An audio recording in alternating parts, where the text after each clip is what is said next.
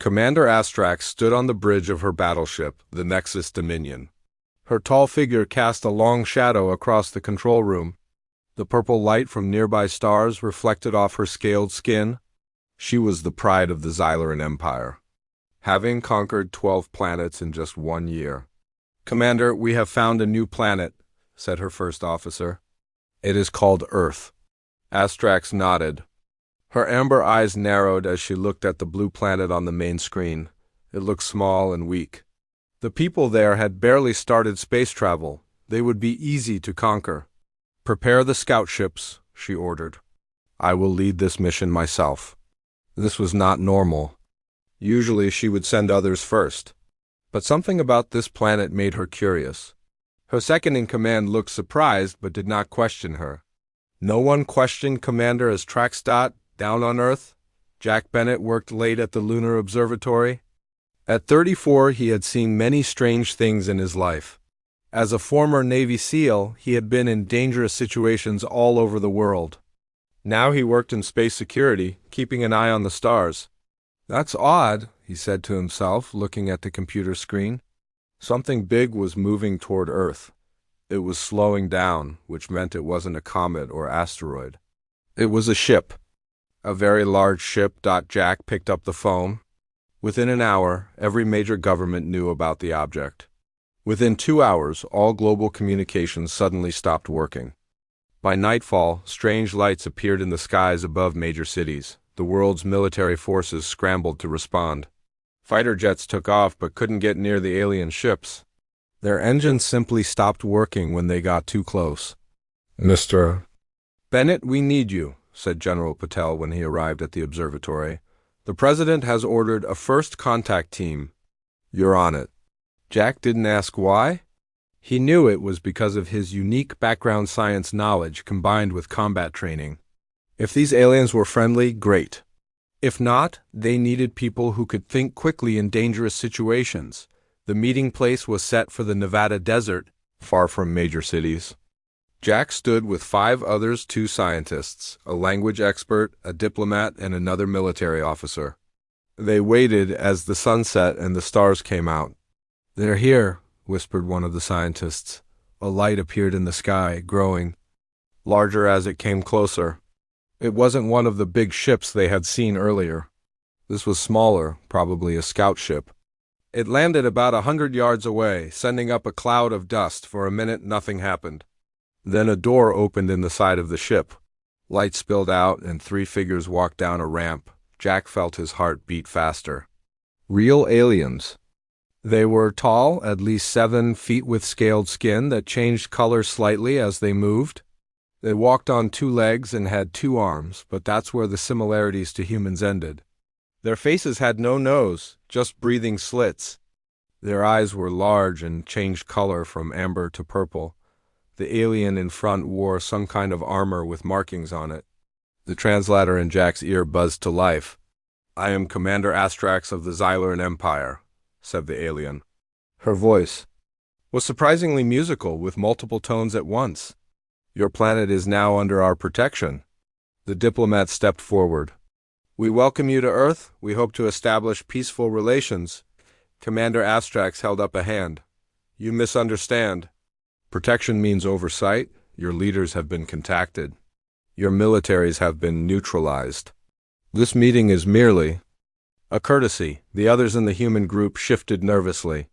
Some looked afraid, others angry. Jack stayed still, studying the aliens, looking for weapons, assessing their movements. His SEAL training had taught him to stay calm and gather information. Astrax noticed this. While the others talked, her eyes kept coming back to Jack. He didn't fidget or show fear like the others. He watched and analyzed like a warrior.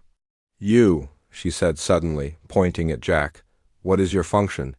"Security consultant," he answered simply. "Former military." Astrax moved closer to him, her head tilting slightly. The other humans backed away, but Jack stood his ground. She was nearly 2 feet taller than him, but he didn't look up. He kept his eyes level, looking straight ahead. "Interesting," she said. "Most of your kind show fear or aggression. You show assessment." "A warrior." Trait, Jack said nothing. He could feel the tension in the air. This wasn't a friendly first contact. These aliens had already taken control, and they were just here to look at the natives. The Xyloran Empire brings order to chaos, Astrax continued, addressing the whole group now. Your world will benefit from our guidance. Resistance would. Be unwise. What exactly do you want from us? Jack asked. The others looked at him in shock. They had been told not to ask direct questions. Astrax's mouth formed what might have been a smile. Direct? Another warrior trait? She looked at the night sky. What we want is not your concern. Compliance is your only task. Suddenly, one of the military officers reached for his hidden gun. Jack saw it happening as if in slow motion. Don't! He shouted, but it was too late. Before the man could even touch his weapon, all the humans except Jack fell to the ground, unconscious. Jack felt a wave of dizziness but remained standing, though his knees felt weak. Neural disruptors? Astrax explained. Non-lethal, usually. Your resistance is stronger than the others. Noted. Jack tried to reach for his own weapon, but his body wouldn't respond properly. His vision began to blur. The last thing he saw was Commander Astrax stepping toward him. This one, she said to her officers, bring him to my quarters. The others? Go to the specimen labs. Jack felt himself being lifted. He tried to struggle but couldn't move. As consciousness slipped away, he heard Astrax say something that didn't make sense at the time. Perhaps we have found what we've been looking for. When Jack woke up, he was in a strange room. The walls curved and seemed to glow slightly. There was no sign of the others from the contact team. No windows, no obvious door. Just smooth, metallic-looking walls that pulsed with faint light. He was lying on something like a bed, but it shaped itself to his body when he moved. He wasn't tied down. That surprised him. He sat up carefully, checking himself for injuries. Nothing hurt. His clothes were still on, but his weapons and phone were gone. A section of the wall suddenly slid open. Commander Astrax walked in. In the smaller space, she seemed even taller and more imposing. Her scaled skin shimmered in the low light. You are awake, she said. Good, we have much to discuss, Jack Bennett. Jack stood up, balancing himself carefully. Where are the others? What have you done to Earth? The others are being studied. Your planet is being reorganized under Xyloran control. Her voice was matter-of-fact. Your leaders have surrendered to prevent destruction. The process is already underway. Why am I here and not with the others? Jack asked. Astrax stepped closer. Her eyes shifted from amber to deep violet. You are different. You showed warrior traits. The Xyloran respect strength and tactical intelligence. She circled him slowly, studying him like a scientist might study an interesting specimen. Most conquered species serve the Empire as workers. Some exceptional individuals serve in other ways. Jack felt a chill. What way did you have in mind for? Me? That, said Commander Astrax, will depend on you. Jack spent 3 days in that strange room. Food appeared twice a day through a small opening in the wall. The food looked odd but tasted okay. There was also water that had a sweet flavor. Commander Astrax visited him once each day. She asked many questions about Earth, human behavior, and military tactics. Jack was careful with his answers. He gave her general information that anyone would know, nothing that could hurt other humans. Your species is primitive in technology, Astrax said during her 3rd visit. Yet you show surprising adaptability. This interests me. Jack sat on the edge of his bed-like surface. What happens to me now? What about the others from my team? The others are being processed with the rest of your kind, she said. Her scaled face showed no emotion. Selected humans will serve the Empire. Others will be used for research. And me? Jack asked. Astrax moved closer. You have been assigned as my personal aide. You will help me understand human behavior for more efficient control of your planet. Jack didn't believe this was the only reason. Why would the commander of an alien invasion force need help understanding humans? They had clearly studied Earth before arriving. Something else was happening here. When do I start this new job? He asked, trying to sound cooperative. Now, said Astrax. Follow me.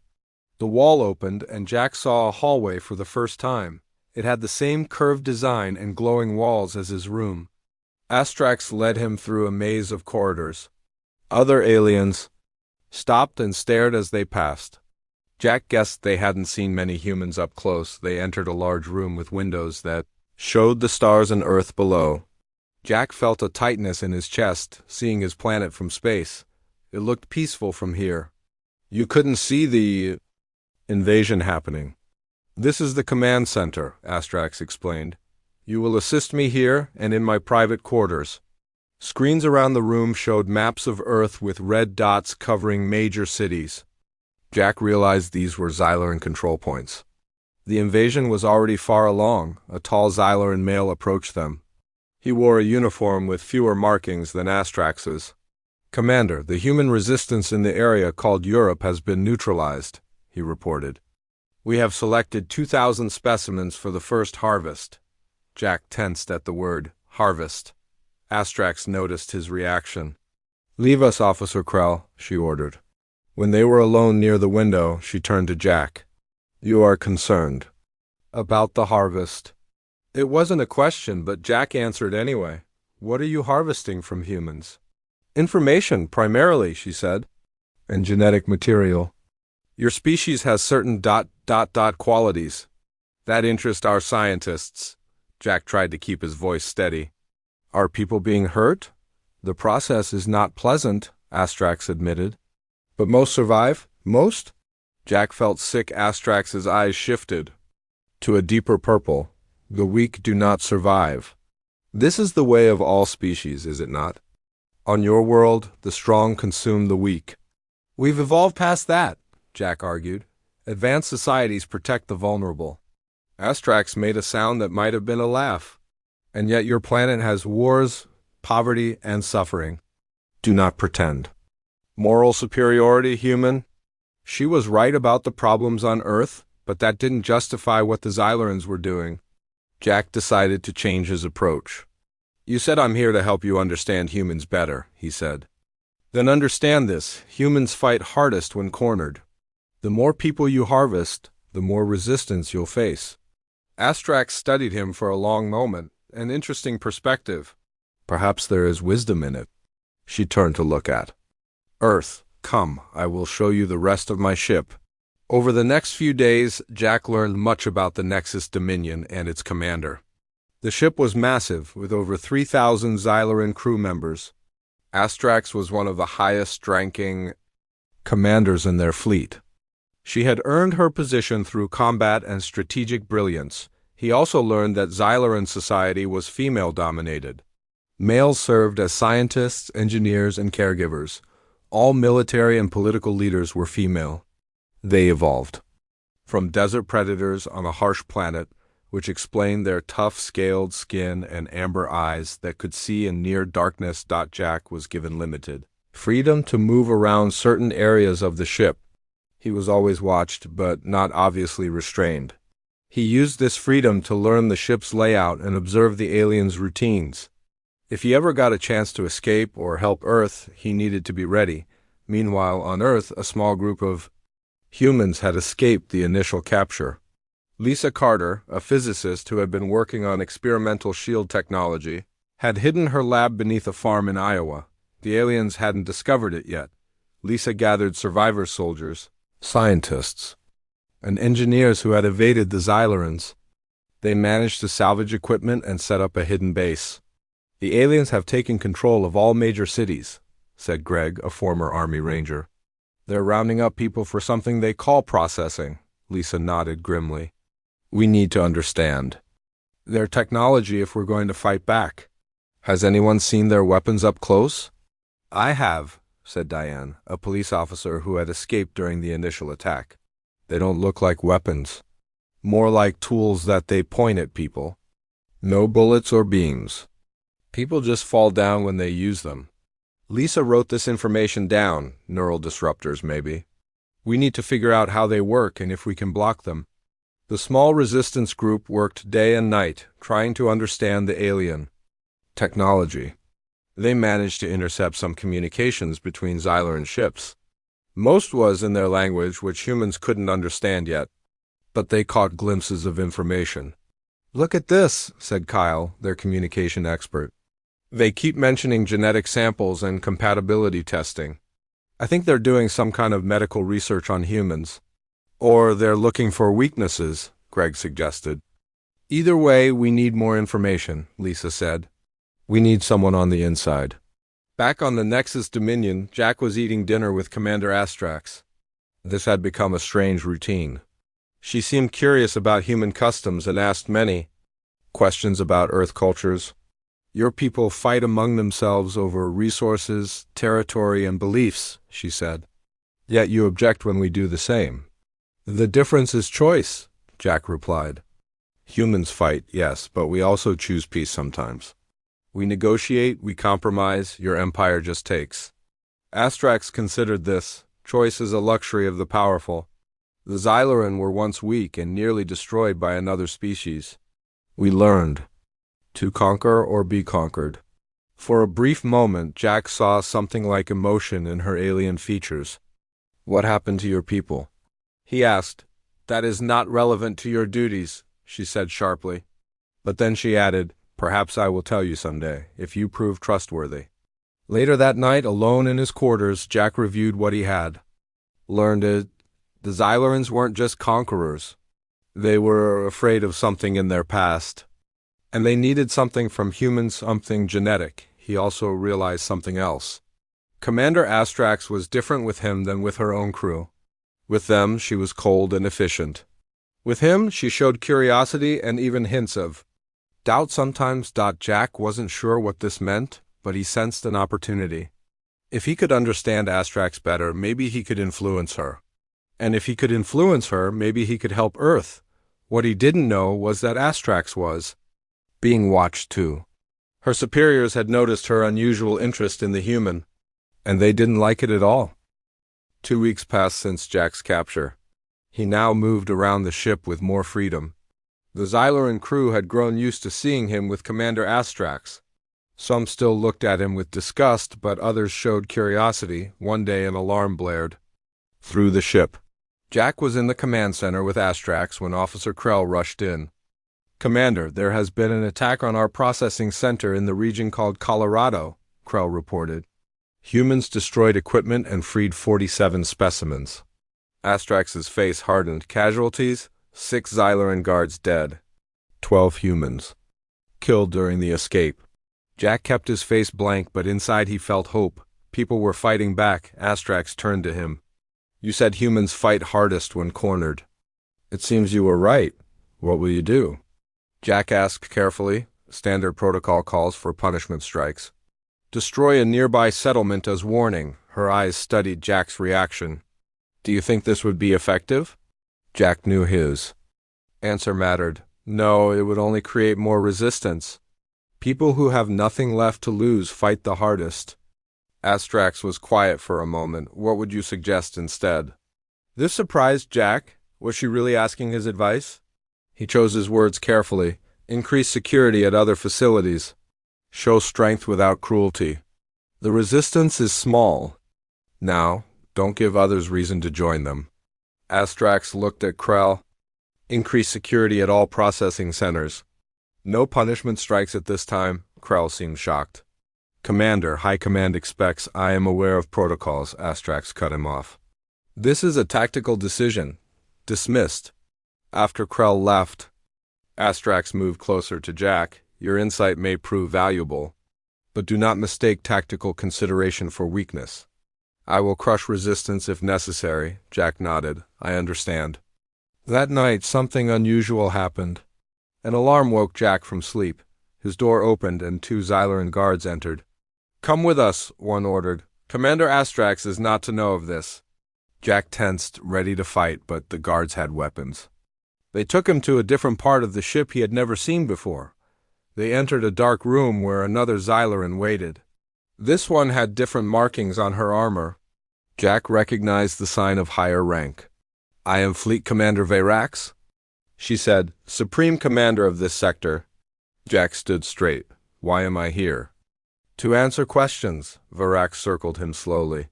Commander Astrax has developed unusual interest in you. She delays harvest operations. She ignores protocols. She seeks your counsel. Jack said nothing. What have you done to influence her? Virax demanded. Nothing, Jack answered honestly. I answer her questions about humans, Virax made a harsh sound. Xyloran commanders do not seek advice from lesser species. Something is happening that concerns High Command. She moved very close. To Jack, her breath smelled like metal. If you are manipulating Commander Astrax, you will suffer greatly before death. If she is becoming weak, she will be replaced. Jack realized the danger. Not just to himself, but to Astrax. And maybe to Earth. If Astrax was replaced by someone like Virax, things would get much worse. Commander Astrax is studying human behavior to improve control methods, Jack said. She believes understanding humans will make conquest more efficient and reduce Xyloran casualties. Virax considered this an unusual approach. But Commander Astrax has succeeded where others failed before.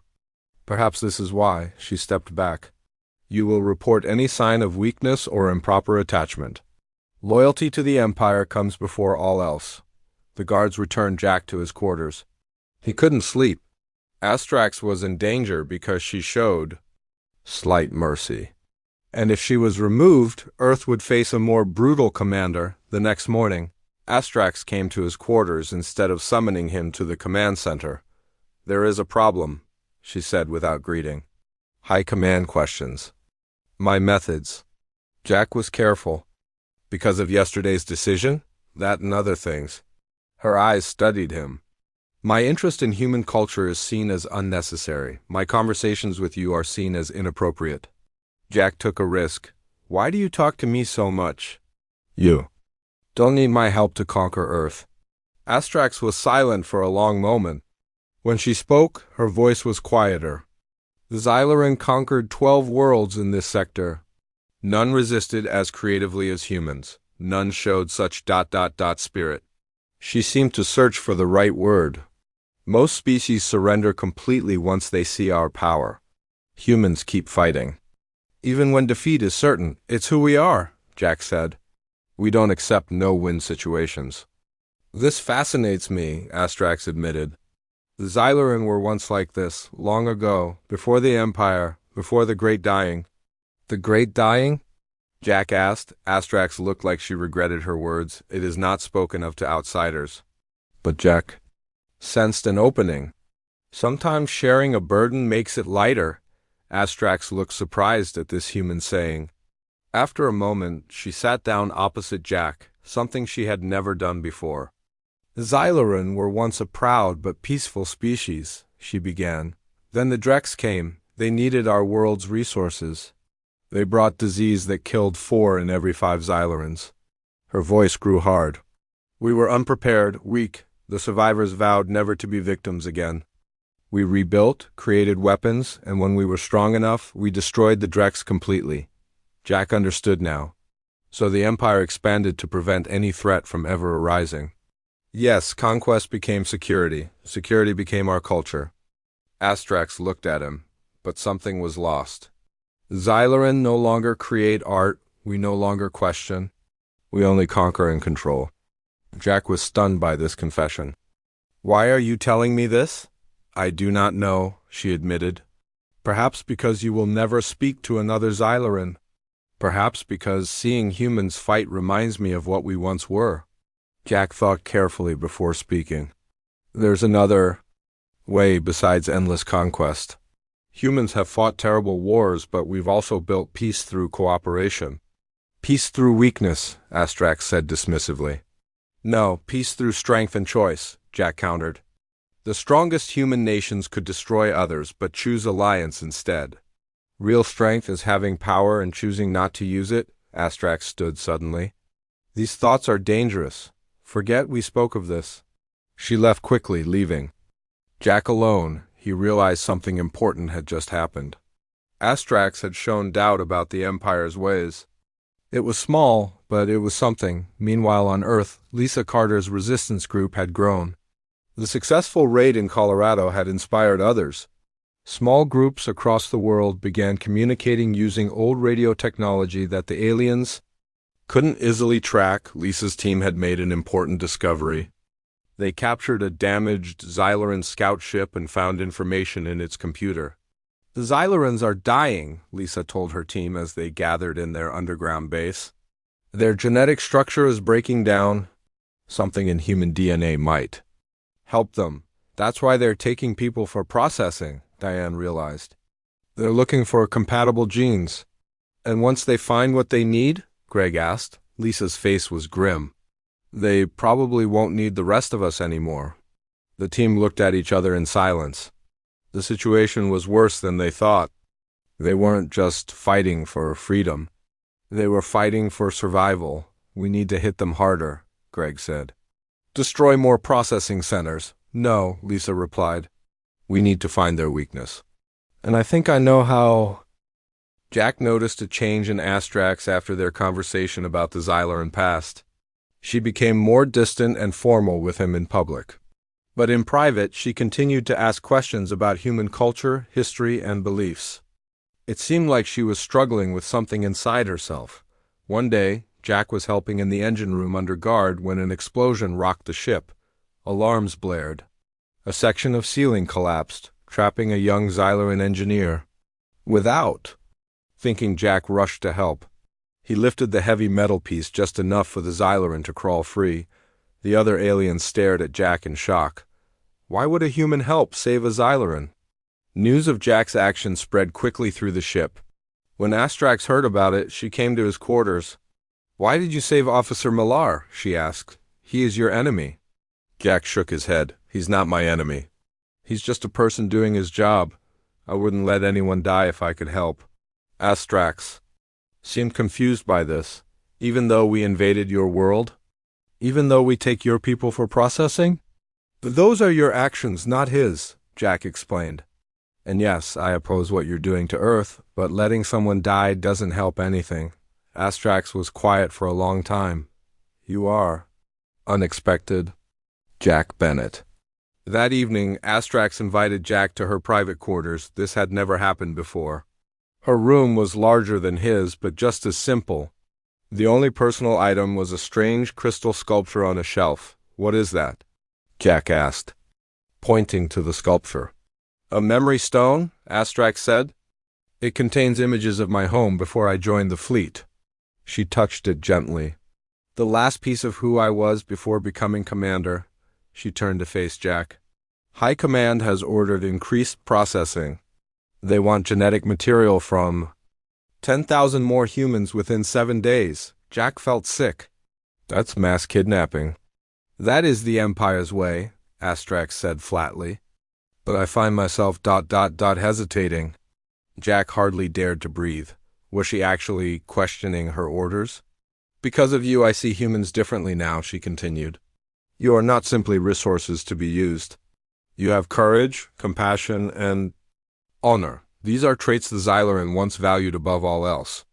Then remember those values, Jack urged. You command this ship, you can make different choices, Astrax's eyes flashed. Defying high command is treason. The penalty is death. Sometimes doing the right thing requires sacrifice, Jack said quietly. Before Astrax could respond, her communication device buzzed. Commander, we have detected a human transmission. The Resistance plans to attack 3 processing centers simultaneously. Astrax's face hardened. Prepare response teams. I will join you shortly. She turned to Jack. Return to your quarters. As guards escorted him back, Jack worried. Would Astrax crack down harder on the Resistance now? Had his influence meant nothing? On Earth, Lisa Carter prepared her teams for the coordinated attacks. But these weren't ordinary raids. Each team carried a special device she had created based on the Xyloran technology they had captured. Remember, these disruptors will only work for 15 minutes, she told the group gathered in their underground base. That's enough time to free the prisoners and plant the data packages. Greg checked his weapon. You're sure the aliens will find the data? Lisa nodded. They'll scan everything after the attack. The data will upload to their systems automatically. They won't even know it's happening until it's too late. The teams moved out, heading for processing centers in 3 different countries. The attacks had to happen at exactly the same time to spread the Xyloran forces thin. Lisa led the team, attacking the facility in Canada. They approached under cover of darkness, wearing the special protective vests she had designed to block Xyloran scanners. "Activate disruptors now," she whispered into her radio. Everyone pressed the buttons on their devices. The air seemed to shimmer around them. The Xyloran guards at the entrance suddenly clutched their heads in pain. Their neural weapons fell to the ground. Lisa's team rushed forward, securing the entrance. "We have 15 minutes," Lisa reminded them. "Team 1, free the prisoners. Team 2, plant the data packages." "Go!" Inside, they found hundreds of humans in holding cells. Team 1 quickly unlocked the doors while Team 2 planted small devices on the Xyloran computers. "What's happening?" asked one frightened prisoner. "We're the resistance," Lisa explained, helping people to their feet. "Follow us if you want freedom, quickly." Most of the prisoners were weak but could walk. They followed Lisa's team out of the facility. In the distance, explosions lit up the night sky as the other teams attacked their targets. "Data packages planted," reported a member of Team 2. "Good," Lisa said. "Now we—" A massive shadow passed overhead. Everyone looked up to see a Xyloran battleship hovering above them. Smaller ships descended rapidly. "Run!" Lisa shouted. "Get to the forest!" The freed prisoners scattered. Lisa's team provided cover, but they were outmatched. The Xyloran troops surrounded them quickly.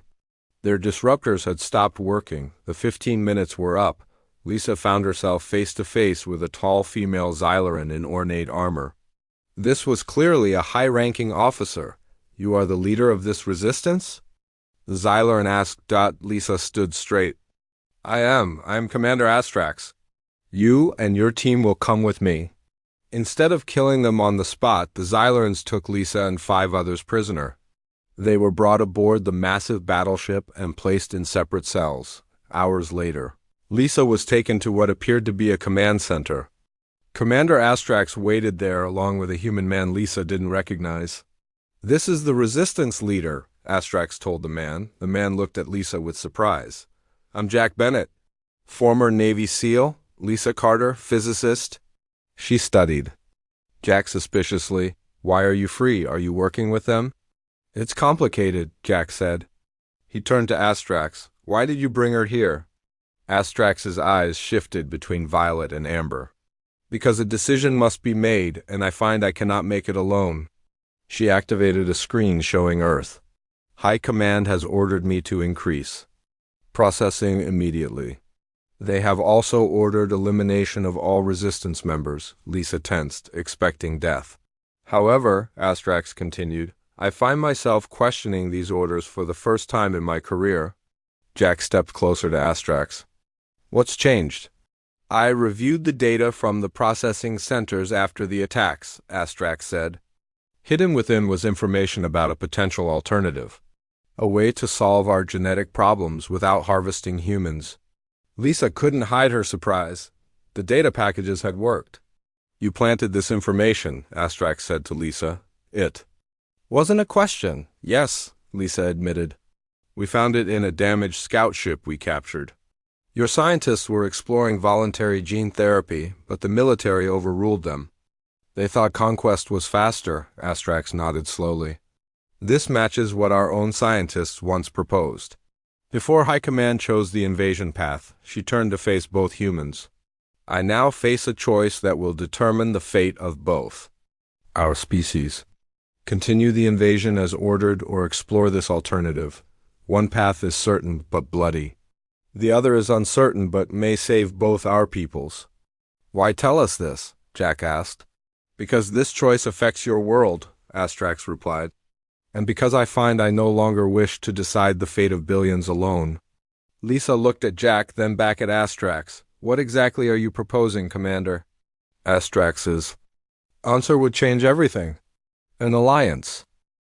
"An alliance?" Lisa repeated, not sure she had heard correctly. "Between humans and the people who invaded our planet?" "It seems impossible," Astrax agreed. Yet I believe it may be our only path forward. Jack looked at Astrax with new respect. What exactly are you suggesting? I propose a joint research effort, Astrax explained. Your scientist has found data suggesting our genetic problem can be solved without harvesting unwilling humans. If this is true, the invasion becomes unnecessary. And you would just leave? Lisa asked, suspicious. Not immediately, Astrax admitted. But we could begin withdrawing forces and releasing prisoners while research continues. Jack and Lisa exchanged looks. It sounded too good to be true. What about your high command? Jack asked. You said defying orders was treason. Astrax's face hardened. It is. If I pursue this course, I will be branded a traitor. But I've come to believe the Empire has lost its way. We were meant to be strong to protect ourselves, not to dominate others needlessly. Before they could discuss further, alarms blared. Throughout the ship, Officer Krell rushed into the command center.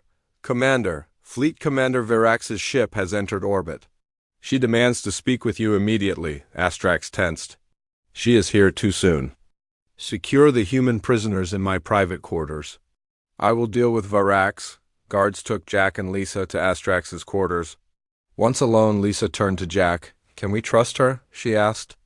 I think so, Jack replied. She's been changing, questioning her orders. Saving you instead of killing you was a huge risk. But this Virax person sounds dangerous, Jack nodded grimly. She is. If she takes control, Earth is doomed. Lisa paced the room. The data I planted is real. Our scientists found it in the Scout ship we captured. The Xylarans were developing a gene therapy that would solve their problem without needing human genetic material. But their military leaders thought invasion was faster. Sounds familiar, Jack said. Even on Earth, we sometimes choose the quick, violent solution over the better, peaceful one. They waited anxiously for nearly an hour before the door opened. Astrax entered, looking grim. Virax knows I have not followed protocols, she said without greeting. She has relieved me of command and is preparing to take control of Earth operations. What does that mean for Earth? Lisa asked. Mass processing will begin immediately. Resistance will be crushed completely. Astrax's voice was flat. Virax believes I have become weak because of my interactions with humans, especially you, Jack. What happens to you? Jack asked. I am to return to the homeworld for trial. The punishment for treason is death. Astrax showed no fear, only resignation. There must be something we can do, Jack insisted. Astrax was silent for a moment. Then she moved to a panel on the wall and pressed her hand against it. A hidden compartment opened, revealing weapons. There is one option, she said. It is dangerous and likely to fail, but it would give Earth a chance. We're listening, Lisa said. I still command this ship until Virax officially takes control in 6 hours. I can send messages that will not be questioned yet. Astrax picked up a weapon and handed it to Jack. I can order the release of all human prisoners from processing centers as a security measure before Virax takes command. She know it was you, Jack pointed out. Yes, but it will be done before she can stop it. Astrax handed another weapon to Lisa. I can also send the research data to all Xylaran ships. Some scientists will see its value, even if the military leaders reject it. What about us? Lisa asked. I will help you escape in a scout ship. You can return to Earth and lead the resistance. Astrax looked at Jack, both of you. Jack studied Astrax's face. You're not planning to escape, are you? No, someone must stay to send the messages and ensure they are followed. I will face Virax and accept my fate. Jack shook his head. No, you're coming with us. That is not possible, Astrax insisted. Virax would hunt us across the galaxy. Then we fight, Jack said firmly. Together, Lisa looked between them. He's right. We need you. Your knowledge, your command codes, your understanding of Xylaran weaknesses. Astrax seemed genuinely surprised. You would accept my help? After what my people have done to yours? We want the same thing now, Lisa said. A solution that saves both our species. That makes us allies. For the first time since they had known her, Astrax smiled. It transformed her alien features, making her look almost gentle. Then we have much to do in little time. The next few hours were a blur of activity. Astrax used her command codes to send orders to all processing centers, releasing human prisoners under the guise of security protocols. She transmitted the research data to the science vessels in the fleet. Knowing at least some would see its value, Lisa used the ship's communication system to contact her resistance groups, telling them to prepare for freed prisoners and to spread the word about the potential alliance. Jack worked with Astrax to prepare a scout ship for escape. They loaded it with weapons, supplies, and most importantly, all the research data on the genetic therapy. Just as they were preparing to leave, the ship rocked violently. Virax had discovered Astrax's actions and ordered her ship to fire on the Nexus Dominion. "We must go now," Astrax urged, leading them toward the launch bay. They were almost there when Officer Krell and 3 guards blocked their path. "Commander Astrax," Krell said formally, "you are ordered to surrender for trial." Everyone tensed, weapons ready. Then, to their shock, Krell lowered his weapon. "However, there appears to be a malfunction in the security system," he continued. "We cannot seem to locate you on our scanners." "How unfortunate," Astrax stared at him. "Officer Krell, why would you help me?" "Because I reviewed the research data you sent," he replied.